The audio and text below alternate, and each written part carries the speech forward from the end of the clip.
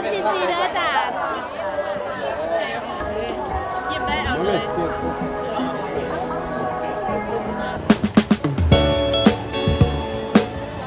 ็ถือว่าได้เปิดขึ้นอย่างเป็นทางการแล้วขอเรียนเชิญคณะอาจารย์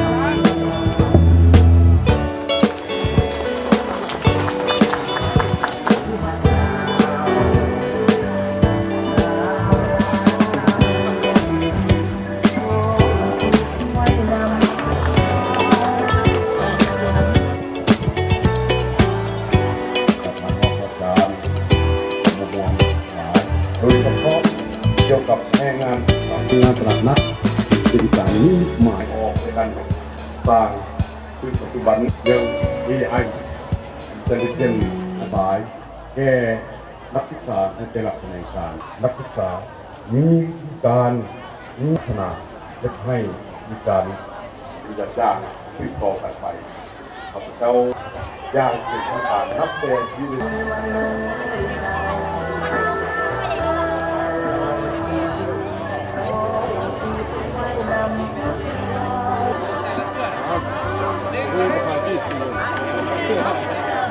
ว่าคุยลงมันไปก็ต้องเลย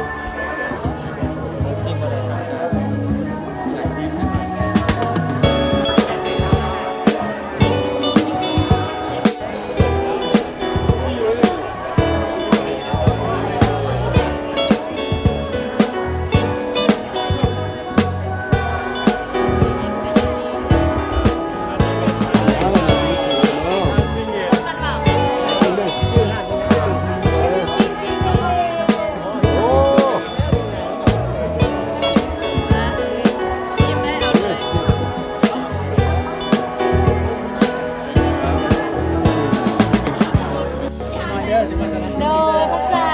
จ้ะ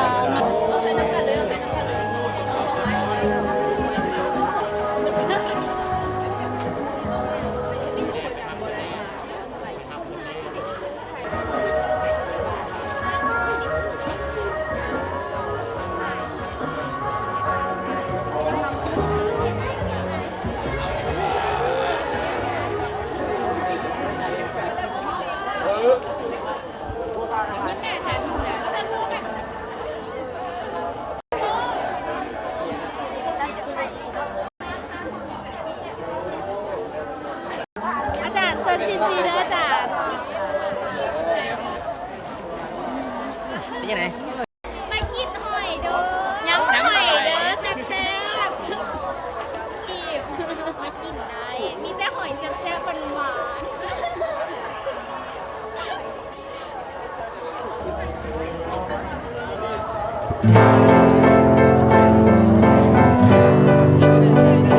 แสดงมาน้ำกันบ่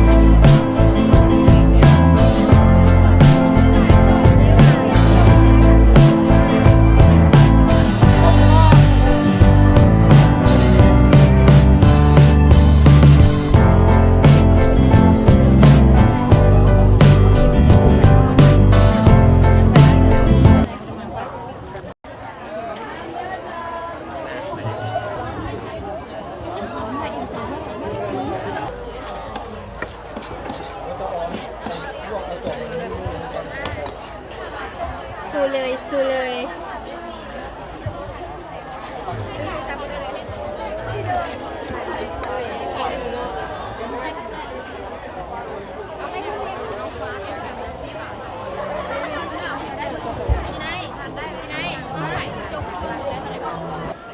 เจ้าสบายดีงานตลาดนัดนักศึกษาก็คืองานตลาดนัดวิชาการของคณะเศรษฐศาสตร์และบริหารธุรกิจเนาะการจัดงานครั้งนี้เนี่ยก็ถือว่าเป็นงานครั้งที่15เนาะปกติของเฮาได้บรรจุอยู่ในกิจกรรมของเฮาทุกๆปีของวิชาการจุดประสงค์ก็คือเฮ็ดให้ทฤษฎีติดพันกับภาคปฏิบัติตัวจริงว่าภายหลังที่พวกเฮาได้ห้ามเรียนศึกษาของนักศึกษาแล้วก็พวกเฮาถ่ายทอดความรู้ให้นักศึกษาหันแล้วเฮาก็จะจัดงานนี้ขึ้นเพื่อให้เปรียบเทียบระหว่างเวลานักศึกษาเรียนอยู่ในห้องกับอาจารย์ถ่ายทอดความรู้ให้นักศึกษาแล้วมาเบิ่งว่าการจัดงานครั้งนี้อันใดที่ว่าถูกต้องกับทฤษฎีอันใดที่ว่าควรปรับปรุงหรือว่าได้เพิ่มเติมจากตัวจริงที่พวกเฮาได้จัดงานดังกล่าวนี้ให้นักศึกษามีความสามัคคีเพื่อเฮ็ดให้การจัดงานครั้งนี้หรือว่าการขายสินค้าต่างๆเนาะให้มีประสิทธิผลบ่ว่าจะการทฤษฎีก็คือการลงบัญชีบ่การเงินการธนาคารบ่หรือการค้าการตลาดการโฆษณาต่างๆเนาะให้ประสบผลสำเร็จให้นักศึกษารับรู้ได้เรื่องความสะอาดเนาะที่ว่าการนำใส่การรักษาสิ่งแวดล้อมเพื่อเฮ็ดให้นักศึกษาหั่นแหละเป็นพื้นฐานต่อยอดให้ว่านักศึกษาเมื่อจบออกไปก็เป็นพื้นฐานอันนึงเริ่มต้นเพื่อจะให้เฮ็ดให้การสร้างธุรกิจของตัวเองในต่อหน้าอันนี้ก็เป็นส่วนหนึ่งน้อยๆนอกจากพื้นฐานของการจัดงานนี้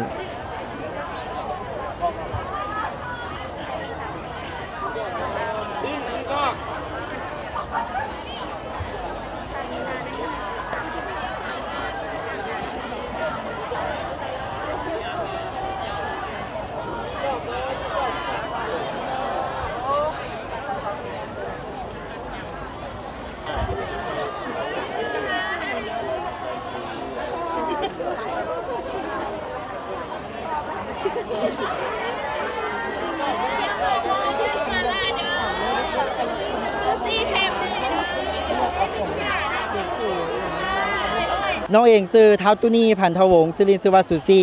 ปัจจุบันศึกษาอยู่ภาควิชาการค้าสาขาการค้าทั่วไปปี3ร้านของพวกน้องชื่อว่าร้านตำคาราเบลซึ่งว่าซิกเนเจอร์ของพวกน้องแม่นนำเอาความหลากหลายของแต่ละพื้นบ้านของแต่ละคนมาใส่เราจะเป็นร้านแบบนี้เลยแล้วอีกซิกเนเจอร์นึงของร้านพวกน้องก็คือปลาแดกมันแซ่บบุคือไผ่รสชาติก็คือบุคือไผ่อีหลี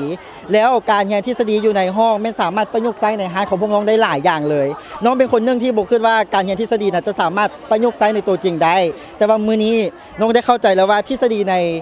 ห้องเรียนไม่สามารถประยุกต์ใช้ได้หลายเลยโดยเฉพาะเป็นการวางโครงสร้างการเฮ็ดธุรกิจตัวนี้เพราะว่าพวกน้องเฮ็ดเวียกเป็นห้องพวกน้องมีอยู่37คนซึ่งว่าถ้าว่าบ่ได้ทฤษฎีในห้องเรียนมาประยุกต์ใช้มาแบ่งหน้าเวียกแต่ละคนมาแบ่งว่าทุกคนต้องเฮ็ดอีหยังแดมันคือสิแบบบ่ออกมาเป็นฮาร์ดของพวกน้องจังซี่จังใดก็ขอฝากฮาร์ดพวกน้องเด้อฮาร์ดต่ำคาราเบลเนาะของห้อง DC 3/3 เนาะ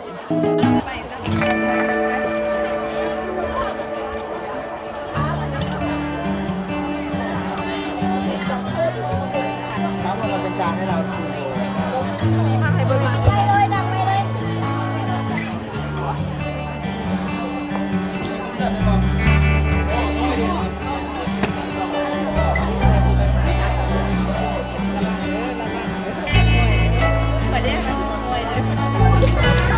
อันนี้เอ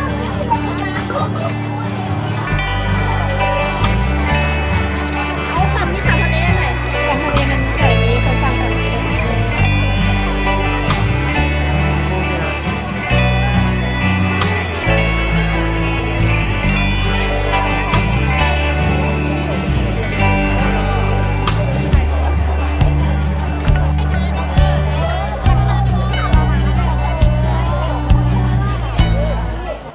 สบายดีน้องนางมุกสวรรค์คำเมลีมาจากคณะเศรษฐศาสตร์และบริหารธุรกิจภาคการค้า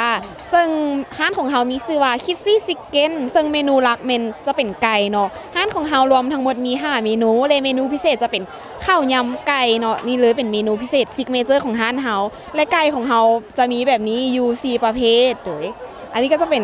ไก่ที่เฮามานำเสนออยากให้น้องว่าไปฟังสำหรับการมาวางขายเครื่องยูนิเนาะเขาจะนำเอาทฤษฎีมาประสบกับคนตัวจริงที่จะไหนแดน ก็คือเฮาเฮียนมาเนาะเอาทฤษฎีมาอิงใส่ในตัวจริง ซึ่งทฤษฎีเฮาเฮียนมาซึ่งเฮามาปรับใช้ในการลงตัวจริงก็คือ1เฮาฮู้ในการวางแผนเฮ็ดธุรกิจเนาะแล้วก็มาคำนวณต้นทุนการออกตลาดการจับจำหน่ายสินค้าเฮ็ดแนวใดให้ได้เห็นผลขึ้นแล้วก็กำไรกลับคืนมาโดยฮู้บริหารจัดการเงินโดย คาดว่าสิได้กำไรอยู่บ่เนี่ย โดยได้กำไรแน่นอนเนาะเพราะว่าห้านเฮาแม่นเน้นคุณภาพเลยปริมาณและก็ราคาย่อมเยาสามารถจับต้องได้และที่สำคัญก็คือห้านเฮาแบบหลีกเลี่ยงการใช้พลาสติกก็คือใช้แบบ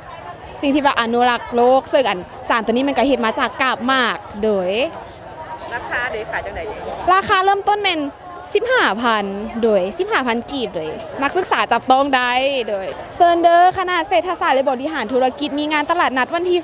26-30เนาะมีหลายห้านให้ทานเลือกมาเลือกซิมได้โดยแล้วก็อย่าลืมมาแวะห้านน้องในเด้อห้านคิดซี่ซิกเก้น